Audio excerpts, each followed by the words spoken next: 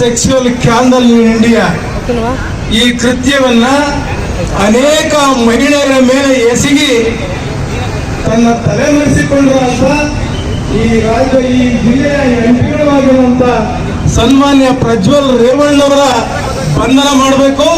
ಹಾಗೇನೆ ಯಾರು pen drive ಅನ್ನು ಹಂಚಿದರೋ ಅವ್ರನ್ನೂ ಕೂಡ ಬಂಧನ ಮಾಡಬೇಕು. ಮತ್ತೆ ಅತ್ಯಂತ ತುರ್ತಾಗಿ SIT ಅವರು ಮಾನ್ಯ ಪ್ರಜ್ವಲ್ ರೇವಣ್ಣವರನ್ನ ಅತ್ಯಂತ ತುರ್ತಾಗಿ ಅವರ